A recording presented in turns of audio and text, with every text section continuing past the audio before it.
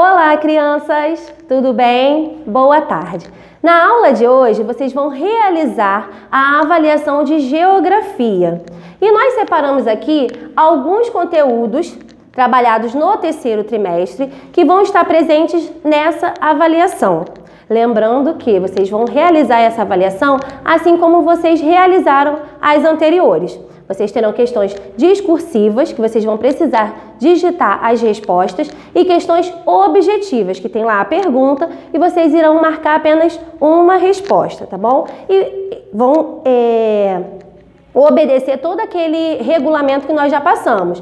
Após a videoaula, nós vamos enviar o link, vocês vão clicar na letrinha azul, digitar o nome de vocês, o e-mail e responder atentamente todas as questões. Ao final, não pode esquecer de clicar no botão enviar, ok? Então vamos lá. Nós separamos os seguintes conteúdos: o relevo, a hidrografia, o clima, a vegetação.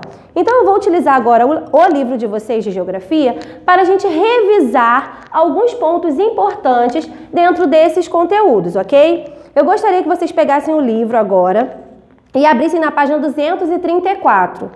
Lá está falando sobre o relevo.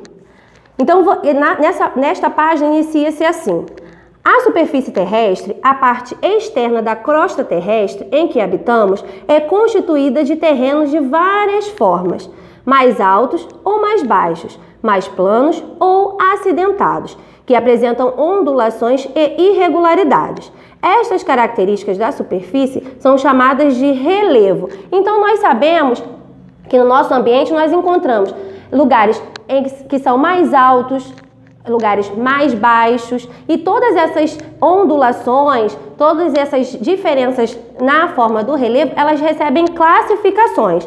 Então, nós trabalhamos também falando sobre essas formas de relevo, que podem ser montanha, morro, vale, colina, chapada e planície. Então, nestas duas páginas, 234 e 235, tem o conceito, a definição de cada uma dessas formas. Vocês podem voltar aí e fazer a leitura na casa de vocês, tá bom? Porque, de repente, dentro dessas páginas tem lá uma questão na avaliação que vocês vão precisar responder. Então, atentamente agora, porque a tia não vai precisar, eu não vou ler agora, não precisa, porque vocês têm essa informação no livro. Então, cada um pode estar lendo essas características, tá bom? Das formas de relevo. Continuando, passamos o conceito, falamos das formas do relevo. Nós vamos falar sobre a influência, no caso dos seres humanos, no relevo. Esse conteúdo está na página 236, que tem como título assim: o ser humano e o relevo. Nós sabemos que muitas coisas que encontramos ao nosso redor, ela sofreu influência do ser humano. Em lugares mais afastados, mais assim, no interior, nós conseguimos observar o verde, lugares mais montanhosos, porque de repente não sofreram a interferência humana. Já nas cidades, nas grandes cidades, nós podemos observar essa interferência, como construções de estradas, túneis, pontes, até mesmo moradias. Então, nesta página aí está falando dessa interferência do homem no relevo. Através do homem, ocorrem várias transformações no meio ambiente. Aí nesta página tem até algumas imagens que vocês podem estar novamente observando, que fala sobre essa interferência do ser humano, que nós normalmente costumamos dizer interferência do homem. Continuando aí, nós vamos falar sobre a hidrografia, que é o segundo conteúdo que nós separamos para essa avaliação. Então, ele está lá na página 240 e começa assim: a maior parte da superfície da Terra é coberta pelas águas que formam os oceanos, os mares, rios e lagos. Então, nós já estudamos anteriormente também em outros capítulos que a hidrografia está ligada ao que? A água, o conjunto de águas, do planeta Terra. Então, nós chamamos de oceanos as grandes extensões de água salgada da superfície terrestre, e de continentes as grandes extensões de terras, emersas.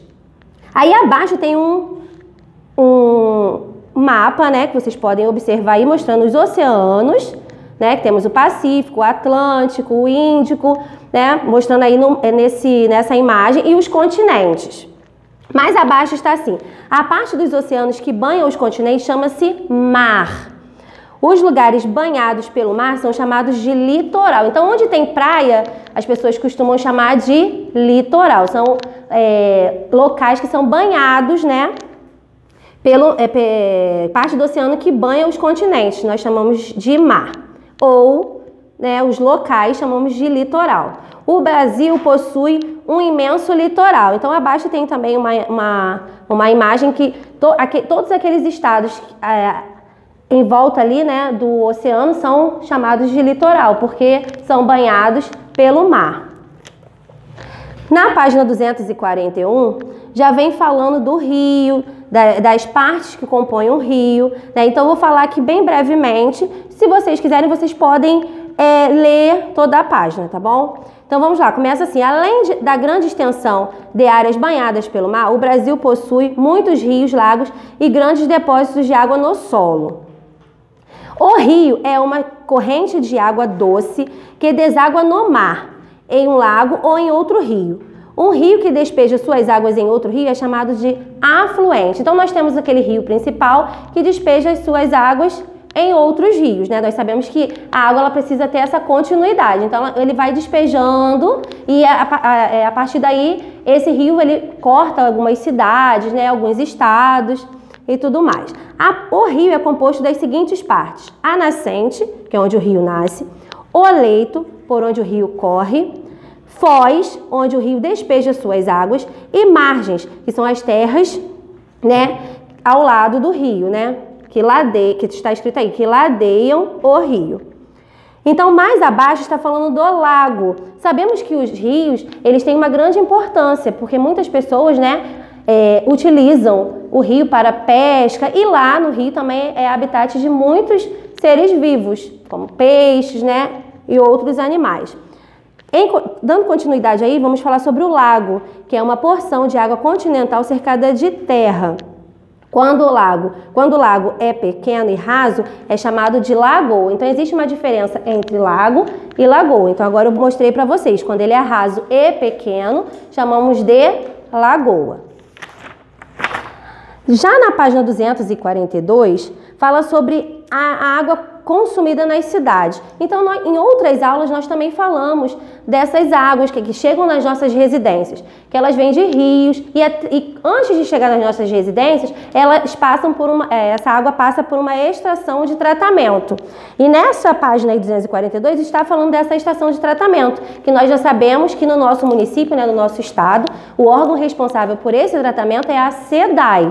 Então, prestem atenção que, de repente, pode ter lá na avaliação uma questão ligada a isso, ligada a esse conteúdo, e vocês precisam lembrar que a SEDAI é o órgão responsável pelo tratamento da água e também do esgoto, né? Que na página seguinte aí, na página 243, fala dessa importância também, do direito à água e esgoto tratados. Sabemos por que a água e o esgoto precisam ser tratados. Porque se não forem tratados, eles podem trazer o quê? Várias doenças, né? Então, antes de chegar à nossa residência, eles precisam lá na estação de tratamento de água, que é separado, né? E na estação de tratamento de esgoto, eles passam por todo um processo que nas aulas de ciências, nós já falamos sobre isso, no livro de ciências de vocês também tem, todos os componentes, todas as substâncias que são utilizadas para esse tratamento.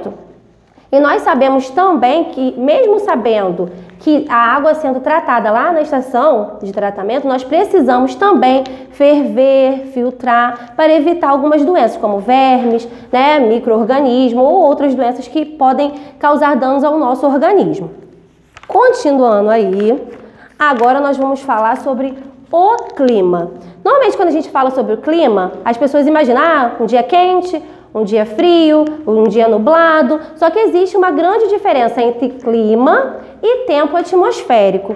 E no livro de vocês, ele inicia neste conteúdo sobre o clima, falando sobre essa diferença do tempo atmosférico e o clima. Só que, querendo ou não, eles estão interligados, mas nós precisamos saber a diferença de um para o outro. Então, vamos lá. Para compreender o conceito de clima, é importante diferenciá-lo de tempo atmosférico. O tempo atmosférico é o estado do ar em determinado momento. Então, se está calor, se está frio, né, é o tempo atmosférico. Se está ventando, se está chovendo. O tempo pode variar em um mesmo dia. Nós sabemos disso, né? Às vezes saímos de casa, aquele sol lindo. Retornamos com chuva, trovoadas. Então, durante o dia, né, um dia ou a noite, pode ocorrer essas variações do tempo. A sucessão das variações do tempo atmosférico em determinado local constitui o clima dessa região. Para compreender o clima de uma região, é necessário estudar os tipos de tempo que ocorrem nesse local pelo menos por 30 anos. As características do clima de uma região dependem principalmente da variação da temperatura e da quantidade de chuva. Diversos fatores determinam os diferentes tipos de clima da Terra.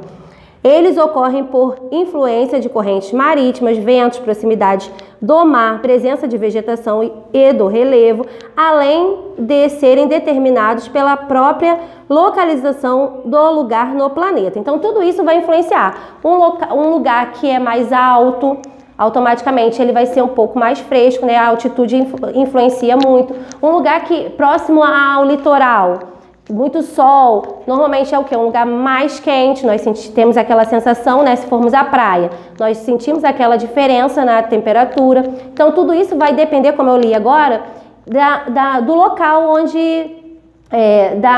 do local, né? Onde aquele lugar se localiza, se é um lugar alto, baixo, se tem muitas árvores ou não. Então, tudo isso vai influenciar nesta temperatura. Em sequência, na página 249, fala um pouco, né, bem assim, por alto sobre as estações do ano. Só que as estações do ano são conteúdos que nós já temos uma certa propriedade, já conhecemos bem. Sabemos que temos 4 estações do ano: primavera, verão, outono e inverno, ao longo do ano, né? São 4 ao longo do ano. E cada uma tem a sua característica. Umas apresentam climas mais amenos, outras climas mais quentes. De repente, naquela estação tem mais incidências de chuvas, outras não. Então, tudo isso influencia também na vegetação. Algumas estações, né? Dentro daquela estação, algumas árvores dão frutos, né? Os locais ficam mais floridos. Então, tudo isso vem da influência das estações do ano. Em sequência, fala do clima e do cotidiano. Dentro desse conteúdo aí, vocês podem ver que o clima influencia nas atividades dos seres humanos, como na agricultura, né? Muitas pessoas que vivem disso precisam do clima, da terra, né, para favorecer a plantação. Então, vocês podem estar lendo também, aí na casa de vocês, essa ligação que existe entre o clima e o cotidiano. A tia não vai falar assim tão abertamente, porque vocês já trabalharam nas aulas anteriores e vocês podem estar fazendo a leitura aí também, tá bom? Agora, para finalizar os conteúdos que separamos para essa avaliação, nós vamos falar sobre a vegetação. Então, o que vem a ser a vegetação? Será que todas as plantas são iguais? Será que em todas as regiões nós encontramos as plantas das mesmas formas, com as mesmas características? Sabemos que não, né? Então, vamos ler aqui algumas definições para fechar esse último conteúdo. A vegetação natural é o conjunto de plantas e árvores que nascem e crescem naturalmente em uma região, sem ter sido plantadas pelas pessoas. As sementes espalhadas pelo vento, pela água das chuvas e dos rios e também pelos animais. Então, sabemos, né, já estudamos também, que existem diferentes tipos de vegetação, que são características de determinadas regiões. Então, no Brasil, especificamente, né, nós falamos das vegetações, das principais vegetações do Brasil, nós vimos as florestas, os campos, o cerrado, a caatinga, a vegetação pantaneira e a vegetação litorânea. Então, dessas páginas aí, 256, 257, 258, 259, 260, trouxe para vocês as características de cada uma dessas vegetações. A tia não vai ler cada uma, porque senão vai ficar muito extenso, e é uma coisa que vocês podem estar lendo aí sozinhos. O importante é vocês saberem quais são essas vegetações presentes no nosso país, como eu li agora todas elas. E atentamente aí na casa de vocês, vocês podem voltar, retornar nessas páginas que eu falei agora e fazer a leitura dessas definições, tá bom?